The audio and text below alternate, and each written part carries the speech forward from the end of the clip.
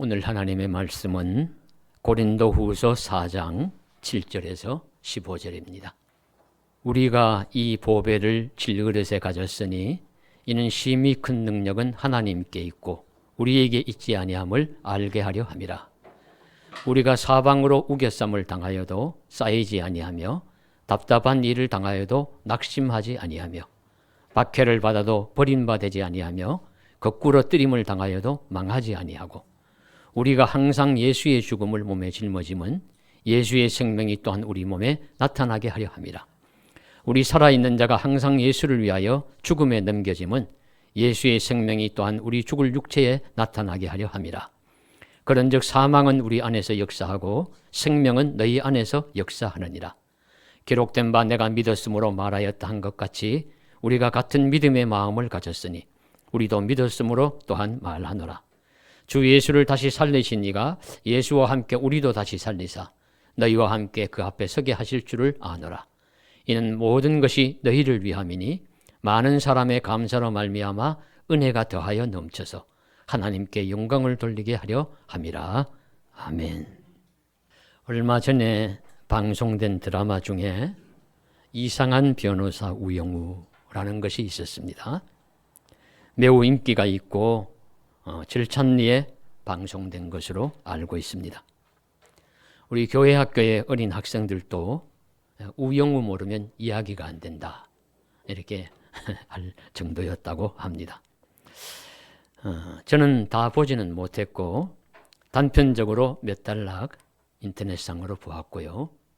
그리고 신문이나 등에 나오는 평가, 찬사 등을 읽으면서 이 드라마가 이런 드라마구나 하는 것이 짐작이 갔습니다. 실제 장애인과는 차이가 크다는 신문 사설도 있었지만 대부분의 모든 이야기에는 찬사가 많았습니다. 어떤 기사에서는 우영우가 넷플릭스에서 전 세계 주간 1위를 한 적도 있다는 사실을 증거로 대면서 오징어 게임처럼 경쟁사의 각박함을 보여주는 자극적인 요소만이 아니라 순두부처럼 말랑말랑한 이야기도 세계적인 공감대를 형성할 수 있는 가능성을 보여주었다. 이렇게 칭찬하기도 했습니다. 제가 보는 견해는 이 드라마가 주는 주요 요점의 하나가 사람을 보는 시각에 대한 문제였다고 봅니다. 사람을 어떻게 보느냐, 무엇을 보느냐 하는 것이죠. 외면을 볼 것인가, 내면에 숨겨진 것을 볼 것인가 하는 것입니다. 우영우는 특별한 기억력을 가진 그런 우수한 두뇌를 가졌지만 사회성이나 대인관계 등에서 많이 모자란 우리 자폐증이라는 장애를 가진 여성입니다. 그런 그녀에게서 사회성이나 또 우리 억지로 간신히 들어간 걸 보면서 이제 활동하면서 막 이렇게 이리저리 부딪히잖아요. 부딪히는 많은 삶 속에서 잘 이제 사회성이 잘 형성되지 못하고 말이나 행동에 엉뚱한 행동들을 하기도 하고 하는 면을 볼 것이냐, 아니면 그 안에 감추어진 숨겨져 있지만 존재하고 있는 그런 세상을 보는 선한 마음, 또 사건을 정의롭고 따뜻하게 해결해주는 바른 판단력 등을 보느냐.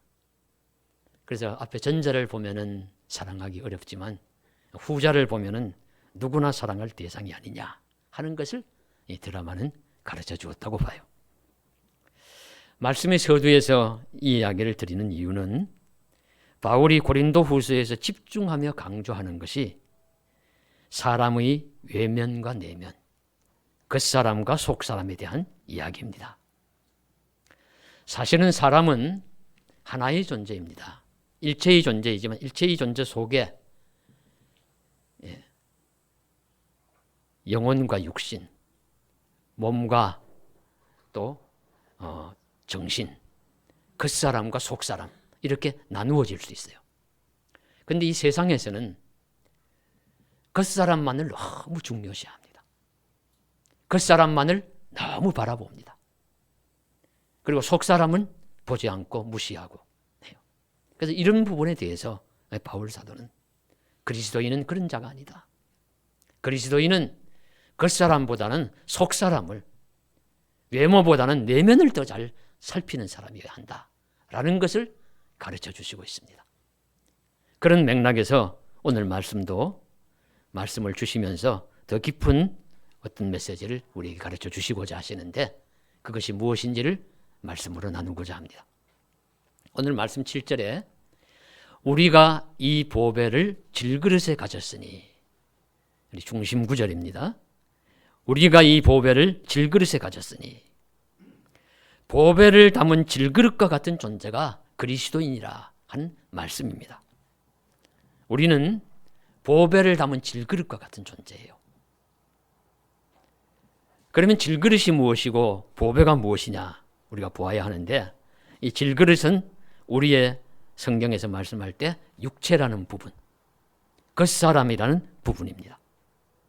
그것을 이제 이 그릇으로 표현을 하면서 우리의 그 모습이 질그릇과 같다. 질그릇은 그 당시에 가정마다 들어가면 흙으로 만들어진 어디서나 보기 쉬운 평범한 그릇을 의미합니다. 깨어지기 쉬운 약한 그릇입니다. 값비싼 금이나 은이나 보석으로 만든 그릇이 아니라 쉽게 깨어지고 또 만나기 쉬운 그런 그릇이 질그릇입니다. 그래서 우리들을 보고 질그릇이라고 하는 거예요. 모든 육체가 다 질그릇이지만 특별히 그리스도인은 질그릇이다 하는 것을 말씀하고 있습니다.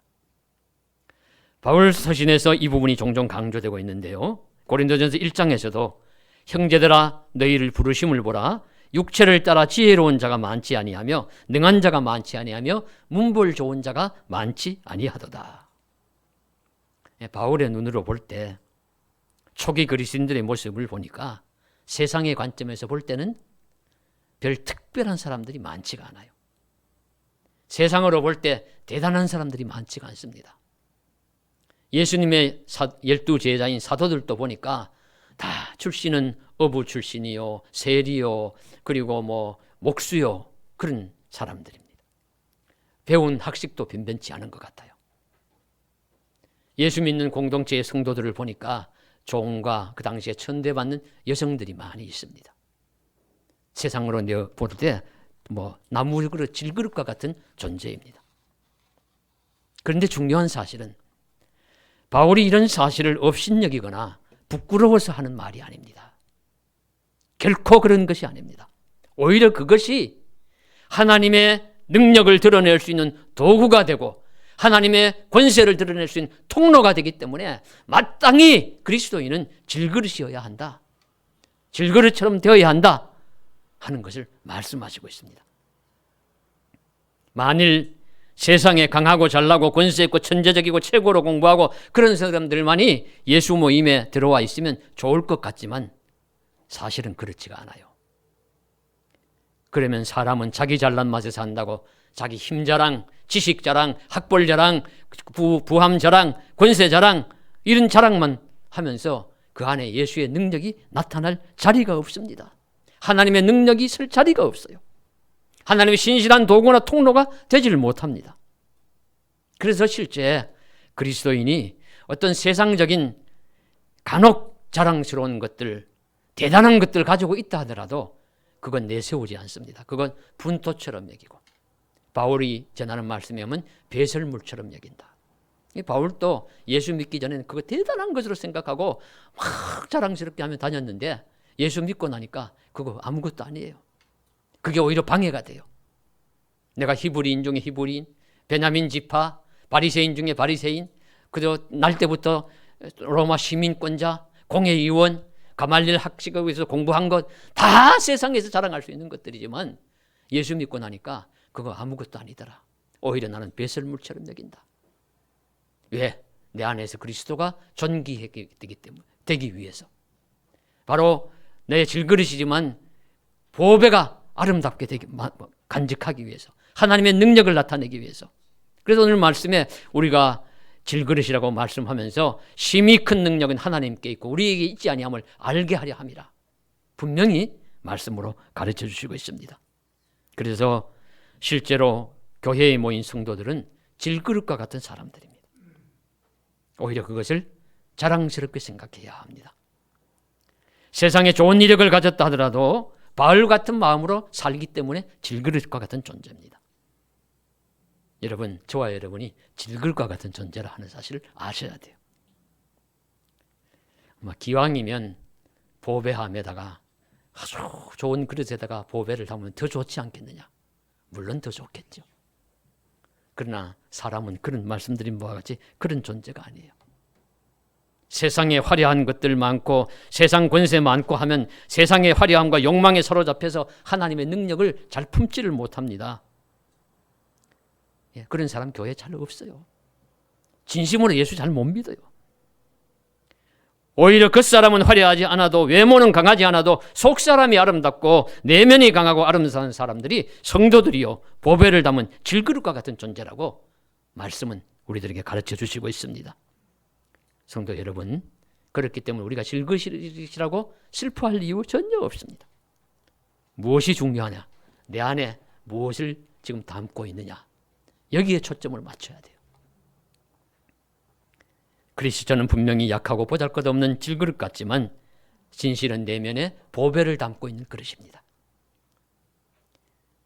보배를 담고 있기 때문에 보배 그릇입니다. 생각해 보십시오. 밥을 담으면 밥그릇이 되고 물을 담으면 물그릇이라 불립니다. 쓰레기를 담고 있으면 겉모습이 어떠하든지 쓰레기통이 됩니다. 담배꽁초를 버리면 담배꽁초통이 됩니다. 그러나 보화를 담고 있으면 보배로운 그릇이 됩니다. 무엇을 담고 있느냐? 중요합니다. 세상 사람들은, 불신자들은 그들이 어떤 그릇이든 간에 그 안에 쓰레기, 욕망, 더러움으로 가득 차 있기 때문에 그들은 보배로운 그릇이 될 수 없어요. 오히려 성도가 그리스도만이 보배로운 그릇이 될 수 있습니다. 안에 보배를 담고 있기 때문입니다. 그러면 보배는 무엇일까요? 아이고, 보배도 몰라. 보배 금이고 은이고 다이아몬드지. 바보같이 그것도 몰라. 그러시면 진짜 바보 됩니다. 그것처럼 값지고 참 고귀하고 변하지 않고 오랫동안 영속되는 그 어떤 것들, 비유해서 보배라고 한 것입니다. 그것이 무엇일까요? 첫째, 우리 안에 담겨 있는 보배는 우리가 받은 직분을 의미해요. 우리 통으로 보아야 되는데 우리 고린도후서 4장 1절에 보시면 우리가 이 직분을 받아. 그래서 3장부터 읽어보시면 직분에 대해서 소중히 여기는 말씀이 나옵니다. 주님이 허락하신 직분이 있어요.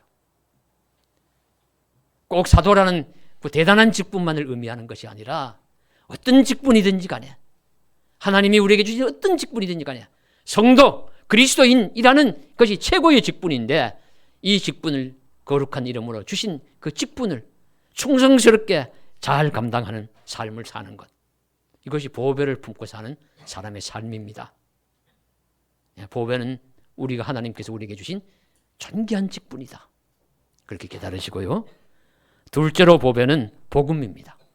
우리 3절에 보시면 우리의 복음이 망하는 자들에겐 가리워져 있으나 그러나 멸망하지 않고 살아있고 영원한 생명력이 있는 자들에게는 하늘에서 빛이 비추어짐으로써 우리에게 쫙 들어와 거하는 것처럼 빛이 거하는 것처럼 복음이 우리 속에 거하고 있다 말씀하십니다.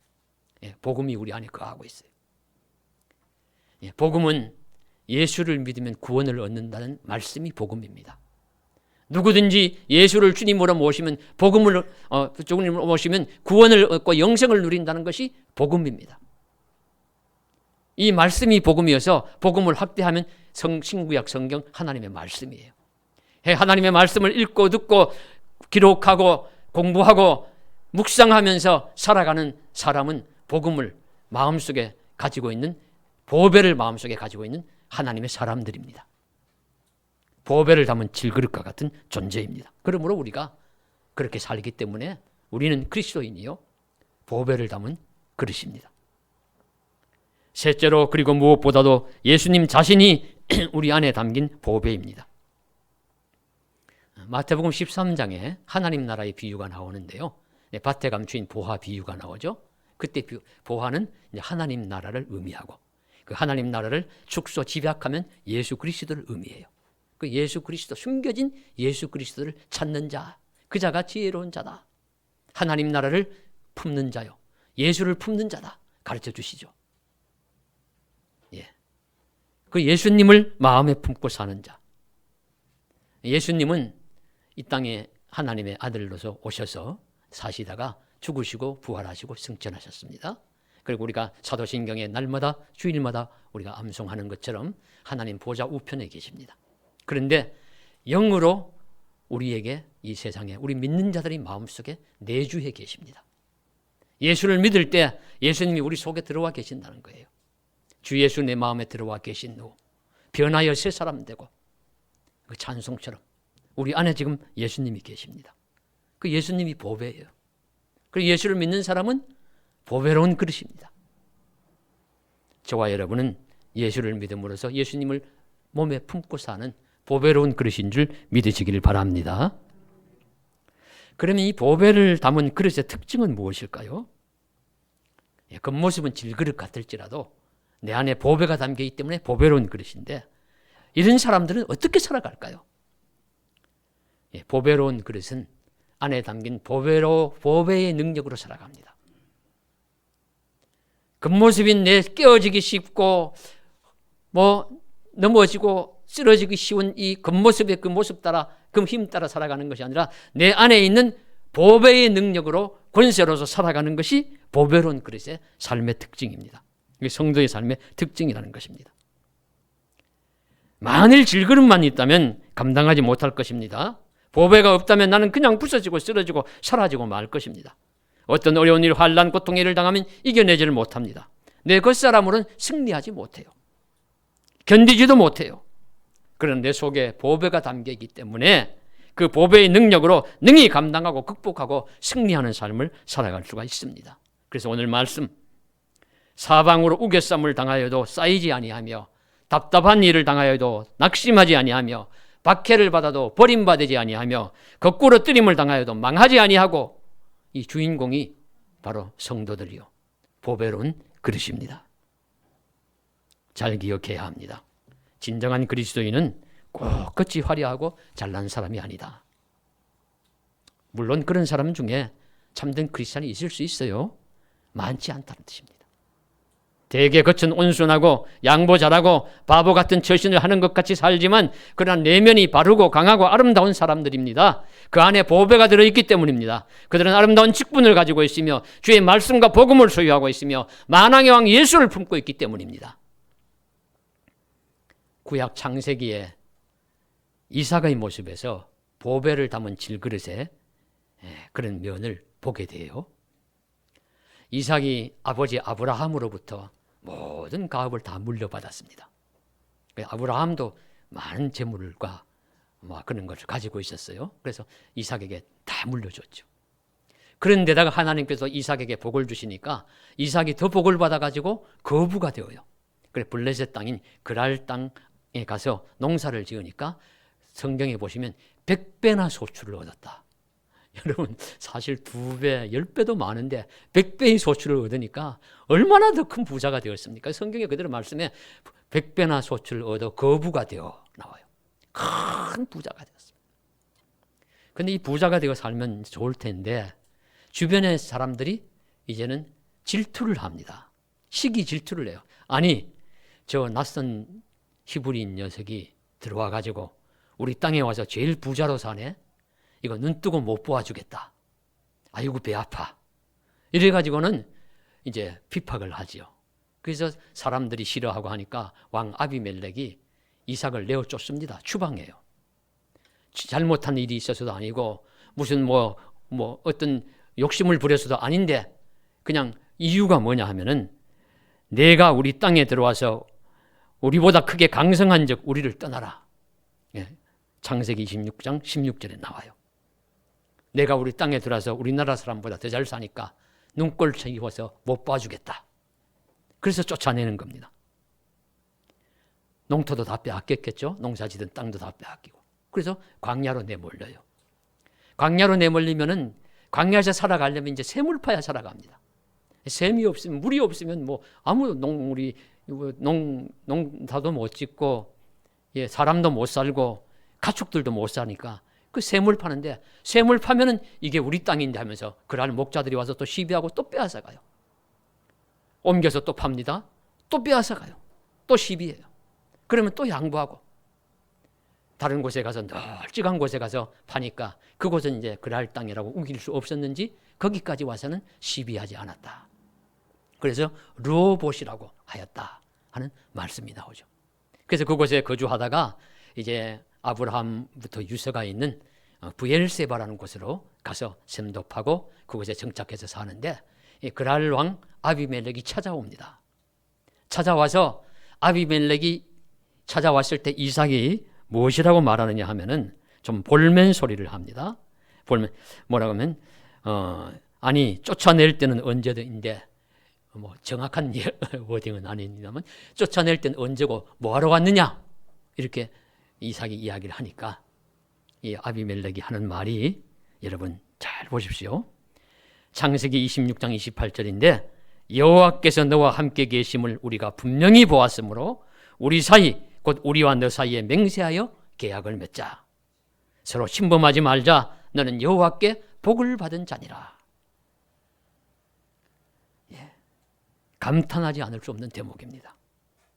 이삭은 질그릇같이 연약하고 보잘것없어 보이지만 때리면 맞고 쫓아내면 도망치고 하는 그런 삶이었지만, 그러나 그 안에 하나님이 계심으로 말미암아 보배로운 그릇의 능력을 발휘하게 되어서 쓰러지지 않고 넘어지지 않고 여전히 부자로서 잘 살게 되어서 대적이 먼저 와가지고 오히려 손을 내밀고 굴복하면서 우리 함께 화친하자, 우리 함께 연합하여 우리 서로 침범하지 말고 잘 살자라고 하는 결과가 되었습니다. 샘 하나 파는 것이 쉬운 일이 아니죠. 물줄기를 찾아야 되고 종들을 동원해서 땀을 흘리면서 파야 되고 몇 군데를 많이 파야 아마 샘 하나 나올 거예요. 나올 때마다 빼앗기고 잘못 없는데 쫓겨나고.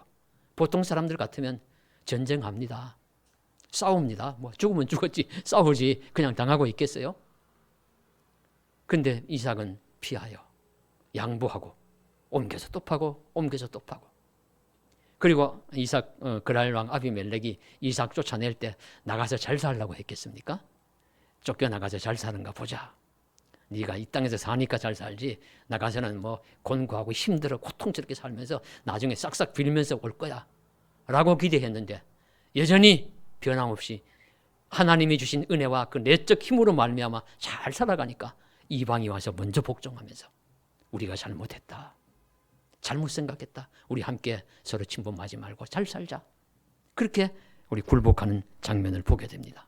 이것이 바로 그리스도인의 삶이고, 이것이 바로 성도의 질그릇 같지만 보배를 담은 성도의 삶이라고 믿습니다. 이것은 세상이 말하는 복수와 다르잖아요. 세상이 말하는 복수는 와신상담, 중국 고사에 나오는 것처럼 장작 위에서 누워서 자고 그리고 쓸개를 핥으면서라도 마음을 다지고 해가지고 받은 것 이상으로 돌려주어서 복수하는 것이지만, 여기 그리스도인은 그런 게 그냥 쫓겨다니면서 내가 더 크게 잘 되고 잘 살아서 그들에게 보복하는, 뭐 소위 말하면 복수라는 보여주는 것이죠. 그것이 바로 오늘 말씀입니다.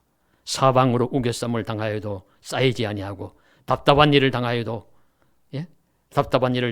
낙심하지 아니하고 거꾸로 엎드림을 당하여도 망하지 않는 삶입니다. 어떤 공격을 받아도 환난에서 견디고 쓰러지지 않고 그리고 여전히 잘 살아갈 때 세상이 보고서 탐복하고 감탄하여 부복하는 그런 역사, 그것이 바로 진정한 그리스도인의 삶이고 우리 보배를 질그릇에 담은 그런 성도의 삶인 줄로 믿습니다. 우리 이런 삶을 여러 면에 적용할 수 있겠습니다. 좀 극단적인 적용이지만 하나 적용을 하면요, 우리 지난 주간에도 우리 신당역 우리 살인으로 막을 내린 우리 스토킹 범죄에 참담한 사건도 우리 세상의 잘못된 복수의 방법을 쓴 것 아닙니까? 만나달라. 너는 뭐 별로 마음이 없어요? 안 만나줄 수 있는 자유가 있는 겁니다. 안 만나주었어요. 그 싫다고 거절하면 계속 따라다니며 그녀를 괴롭히거나 공격할 것이 아니라 내가 잘 살아감으로써 내가 만일 거절당한 복수를 했다면 자신도 살인죄를 저질러서 그냥 그 인생이 망쳐지지 않고 또 아까운 한 사람 억울한 생명도 손상되지 않게 했을 터인데 그러지 못한 것이죠. 내가 거절당했다고, 고발당해서 많은 형량이 나왔다고, 악하게 살인으로 보복함으로 자신도 멸망하고 억울한 피해자를 만드는 그런 비극의 주인공이 되고 말았습니다. 저는 그래서 만일에 이 사람이 그러지 않고 정말 좋아하고 했는데도 만약에 따라주지 않았으면 어쩔 수 없는 게 아니겠어요? 그러면 내가 잘 살아서 보여주어서 만약에 소문날 정도로 참 잘 살았다고 하면 그 사람도 소문을 듣게 되고, 아이고 내가 좋은 사람 놓쳤네, 그때 내가 눈이 좀 잘못된, 이렇게 해피엔딩으로 피차 끝났을 거 아니겠습니까? 당사자들도 당사자들이지만 가해자의 가족이나 피해자의 가족들도 얼마나 큰 고통을 지금 당하고 있겠어요. 참으로 안타까운 일들입니다. 그래서 우리 그리스도인의 보복이나 대응은 그런 면이 아니라 약한 자 같으나 강하고 온유한 자 같으나 끈기가 있고 모든 것을 빼앗기는 자 같으나 오히려 많은 것을 얻는 자가 되는 것입니다. 이런 사람이 바로 보배를 담고 있는 질그릇과 같은 자이다, 그리스도인이다 하는 사실을 저와 여러분이 확신하시고 믿으시고 그런 사람이 될 수 있기를 간절히 소망합니다. 신약시대는 달라요. 신약시대는 바울이나 베드로와 12사도 그리고 야고보 그리고 예수를 잘 믿는 신실한 성도들이 다 보배를 담은 질그릇과 같은 사람들인데, 이 신약시대의 성도들은 그야말로 진짜 질그릇 같은 존재입니다. 왜냐하면 그때는 핍박의 시대이기 때문이에요. 핍박의 시대, 박해를 받는 시대입니다. 우리 그 배경을 늘 생각해야 됩니다. 성경 말씀에 부자가 없고 믿는 자 중에 권세 있는 자가 없고 한 것은 믿는 자가 그런 복을 못 받아서가 아니라 그 당시는 그리스도인이라고 하면 핍박을 받는 시대이기 때문에 그런 자들은 간혹 있더라도 숨어서 예수 믿거나 그냥 그렇게 해야지 아리마대 요셉처럼 드러내놓고 예수를 믿을 수 있는 시대가 아니에요. 다 약한 겉모습이 질글과 같은 존재입니다. 유대교라는 그 당시에 유대인들은 다 유대교를 믿는데 유대교에서 박해를 합니다. 핍박을 해요. 예수 믿는다, 이상한 건 믿는다 그래서 박해를 합니다. 그러면 유대교를 잘 믿고 하나님을 잘 섬기지 않는 자들이라도 권세자, 우리 사도행전 12장에 나오는 헤롯 아그리파 1세 같은 자도 유대인, 자기는 큰 믿음이 없는 것 같아요. 우리 이런 책들 읽어보면 믿음 있는 사람이 아니에요. 하나님 믿음이란 것이. 그럼에도 불구하고 예수 믿는다고, 예수 믿는 자들 핍박하니까 주류 유대인들이 좋아하니까, 대제사장들 좋아하지요, 장로들 좋아하지요, 권세 있는 자들이 좋아하니까 거기에 인기를 얻으려고 그리스도인들 핍박합니다. 그리고 그리스도인들 둘러싸고 있는 세계는 헬라 시대입니다. 헬라 문화가 지배하고 있어요. 다신론, 그리고 헬라의 언어, 헬라의 문화 지배하고 있으면서 그리스도인들을 압박합니다. 거기에다가 로마가 다스리고 있는 시대입니다. 로마는 큰 힘과 강력한 권한으로서 로마 황제가 왕이요 신이지 누가 또 다른 신이냐 섬길 자가 있느냐. 그래서 또 핍박합니다. 때리고 옥에 가두고 죽이고 맹수의 밥이 되게 하기도 하고, 이런 속에서 그리스도인이 살아갑니다. 그래서 오늘 말씀이 그대로예요. 그대로 우겨쌈을 당하고 답답한 일을 당하고 박해를 받고 거꾸리뜨림을 당하고 있습니다. 그러면 당연히 부서지고 쓰러지고 사라져야 마땅한데 그리스도인은 이상하게도 쓰러지지 않습니다. 사라지지 않습니다. 죽임을 당해도 할렐루야 저희 말하면 이렇게 하면서 막 그리고 고통을 주고 막 감옥에 가두어도 샬롬 평강이 있을지어다 이러니까 기절할 정도죠. 때리는 로마가 기절할 정도예요. 그러면 어떻게 되었습니까? 유대인들 중에 극렬파들은 우리 그리스도인이 아니라 일반 유대인들 중에 극렬파들은 시카리파들 같은 경우는 단검을 차고 다니면서 암살하고 그리고 막 대적을 하기도 하고, 강경파들이 예루살렘을 지키면서 로마에 대항하기도 합니다. 그런 자들은 다 그냥 소멸되었어요. 다 로마의 더 강한 힘이 그냥 소멸시켰어요. 그런데 그 강한 힘으로도 강한 힘 로마도 그리스도인들을 소멸 못 시켰어요. 예루살렘 성전은 멸망하고 그리고 유대인들의 그 나라는 빼앗겼고 사라졌을지 몰라도 그리스도인들은 사라지지 않았습니다. 이상하게도 잘 아시는 바와 같이 주후 300년경이 되면은 콘스탄티누스 대제라는 자가 나타나서 기독교를 공인을 하게 되고, 이제는 누구나 믿어도 좋다. 3세기, 4세기 초반, 후반이 되면은 데오도시우스 황제라는 자는 기독교가 주류가 되니까 이제는 우리는 나라는 기독교를 국교라는 나라다. 이렇게 하는 데까지로 가는 일이 벌어지게 되니까 이 놀라운 신비한 역사를 누가 다 설명을 할 수 있겠습니까? 바로 오늘 말씀처럼 그대로입니다. 말씀처럼 우겨쌈을 당하여도 쌓이지 않고, 답답한 일을 당하여도 낙심하지 않고, 박해를 받아도 버림받지 않고, 거꾸러뜨림을 당하여도 망하지 아니한다. 그것이 바로 보배를 담은 질그릇 그리스도인의 삶이요 존재입니다. 그것은 그 능력이 내게 있는 것이 아니라 하나님께 있기 때문에, 내 안에 있는 그리스도 하나님께 있기 때문입니다.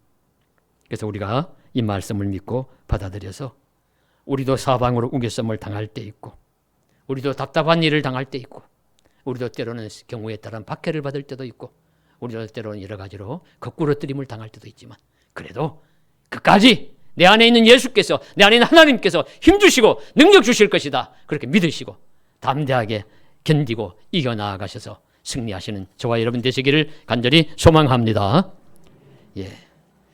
그래서 이제 그리스도인은 예수의 죽음을 항상 몸에 짊어지고 산다. 중요한 요점이 뭐냐면, 이제는 우리가 내 안에 있는 보배를 얼마나 잘 간수할 것이냐, 어떻게든지 놓치지 않고 잘 간직할 것이냐, 그것이 이제 예수를 죽음을 항상 몸에 짊어지는 것과 같은 박해를 받는 삶, 또 어려움을 당하더라도 예수님 말씀과 믿음과 복음을 지키고 살아가는 삶, 그것이 중요하다는 것을 가르쳐 주시고 있고요. 오늘 말씀의 제일 15절 끝부분에는 이는 모든 것이 너희를 위함이니 많은 사람의 감사로 말미암아 은혜가 더하여 넘쳐서 하나님께 영광을 돌리게 하려 함이라. 질그릇같이 연약한 인생이지만 보배를 담고 있기에 하나님의 능력이 함께 하십니다. 그래서 어떤 경우도 견디고 이기게 하심으로 우리 자신들에게 좋을 뿐만 아니라 주변의 모든 사람들도 감사하도록, 그래서 은혜가 넘쳐서 하나님께 영광을 돌리게 된다, 하나님을 찬송하고 하나님을 기쁘시게 하는 결과를 도출하게 된다 하는 말씀을 우리들에게 가르쳐 주시고 있습니다. 분명 오늘날은 눈에 보이는 노골적인 핍박과 환난은 없는 시대이죠. 그렇지만은 그러면 우리 너무 잘 살아갈 수 있어, 너무 그냥 평안하고 안전하게 잘 살아갈 수 있고 보배를 잘 지킬 수 있어 하는 시대는 아닙니다. 또 다른 공격과 사탄의 교묘한 술수는 환락과 그리고 내 안에 있는 욕망을 부추기고 세상의 좋은 것들을 동원해서 내 안에 있는 그리스도 보배를 자꾸 빼앗아 가려고 해요. 그래서 사람들이 분명히 살기는 더 좋아진 것 같은데 세상살이 더 까다롭고 불편하고 무겁다는 탄식하는 것 같이, 우리 성도는 우리 마음 지키는 것과 내 안에 있는 보배를 지키는 것이 중요합니다. 이 중요한 삶을, 세상은 외적으로 화려하고 편리하게 살라고 유혹하지만, 그러면 내 안에 보배를 잃어버리기 쉽지만, 우리는 이런 시대에도 변함없이 직분이라는 보배, 복음이라는 보배, 말씀으로 또한 영으로 우리 안에 거하시는 예수라는 보배를 잘 간직함으로 모두에게 감사의 조건이 되고 하나님께 영광이 되는 삶을 잘 살아가실 수 있기를 주님의 이름으로 간절히 축원합니다. 기도드리겠습니다. 사랑하는 하나님 아버지, 내 안에 보배를 가졌다는 사실을 늘 깨닫고 또 보배를 간직하고 사는 삶을 기뻐하며 그것을 진심으로 자랑스럽게 생각하는 복된 삶이 되게 하여 주옵소서. 질그릇같이 평범하고 보잘것없는 내 외모의 인생길이라 하더라도 하나님 그 안에 보배를 담아주셨습니다. 존귀하신 우리 하나님의 능력으로 이제 우리 살아가오니 힘주시고 지혜주시고 은혜 베풀어 주셔서 믿음의 삶을 잘 감당할 수 있도록 도와주옵소서. 주 예수님 이름 받들어 간절히 기도드리옵나이다. 아멘.